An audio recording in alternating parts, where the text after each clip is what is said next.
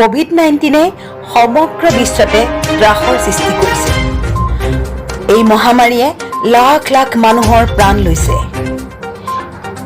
এই সময়ত আমাৰ হাওঁফাওঁখন সুস্থ আৰু সবল কৰি ৰাখিবলৈ আমি সকলোৱে কিছু উশাহ নিশাহ সম্পৰ্কীয় ব্যায়াম কৰাটো অতিব প্ৰয়োজন।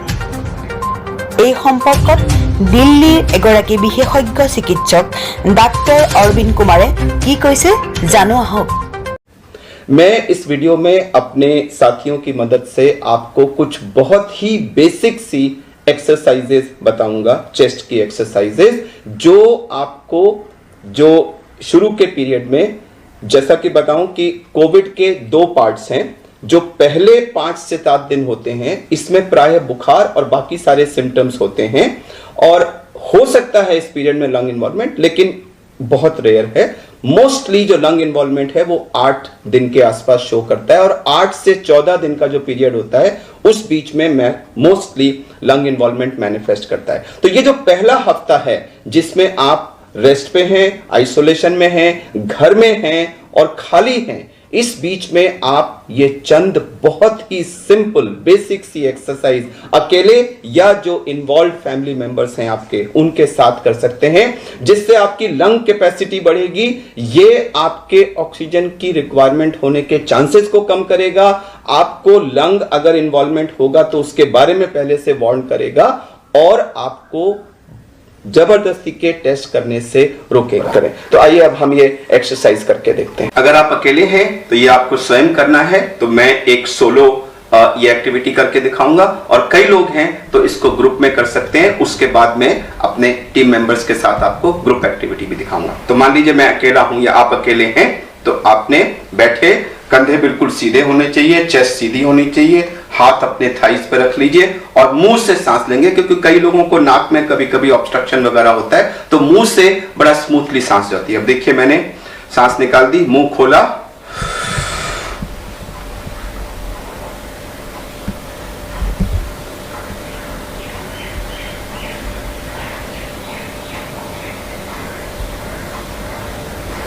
तो मैंने मुंह खोल के गहरी सांस खींची थी और पूरी खींचते चला गया था और खींच करके उसको रोक लिया था। मैंने जल्दी छोड़ दिया, मैं तो 35 सेकंड तक रोक सकता हूं, जल्दी छोड़ा मैंने, लेकिन आप उसको जितना रोक सकते हैं उसको रोकिए।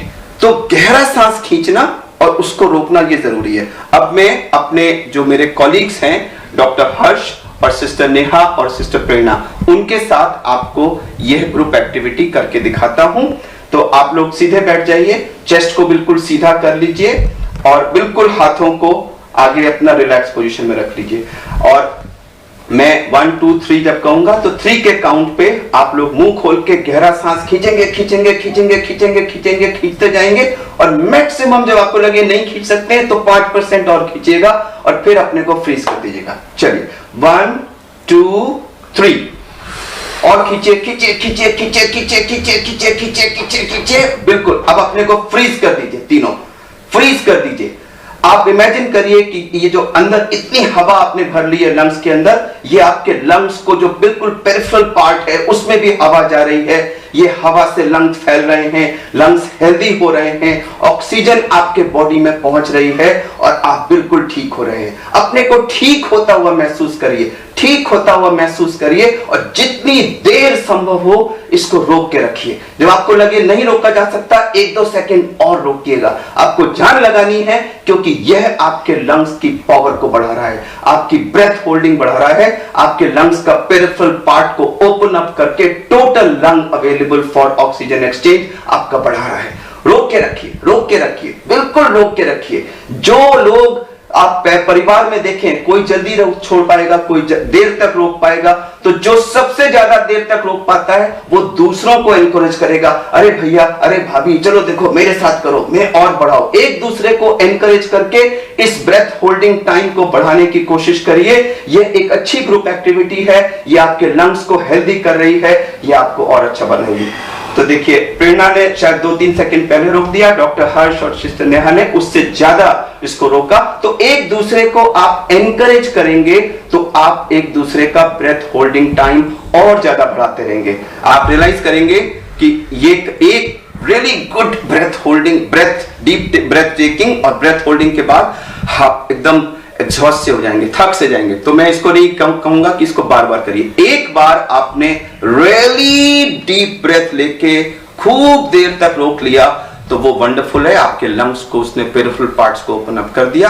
घंटे में एक बार और हो सके तो 2 बार ये करिए, लेकिन हर सब्सिक्वेंट घंटे में पिछले घंटे के मुकाबले 1-8 सेकंड बढ़ाइए, धीरे धीरे बढ़ाइए, और किसी तरह से कोशिश करके इसको 20-25 सेकंड के बाहर ले जाइए। वो हमारा ग्रीन जोन है, जिसका 20-25 सेकंड से ऊपर ब्रेथ होल्डिंग टाइम है, उसके लंग्स बिल्कुल परफेक्ट है। अब हम आपको 6 मिनट वॉक टेस्ट करके दिखाते हैं। सिस्टर नेहा आपको ये डेमोन्स्ट्रेट करेंगी। इन्होंने पल्स ऑक्सीमीटर लगाया हुआ है, देखिए ये इसमें रीडिंग इनकी अभी सैचुरेशन 97 दिखा रहा है। अब हम इस प्रोब को निकाल के रख देंगे और अब ये कमरे के अंदर 6 मिनट्स तक वॉक करेंगी। आपको भागना नहीं है, आपको एक नॉर्मल स्पीड पे 6 मिनट्स तक लगातार वॉक करना है। वॉक करना शुरू करिए, थोड़ा तेज चलें।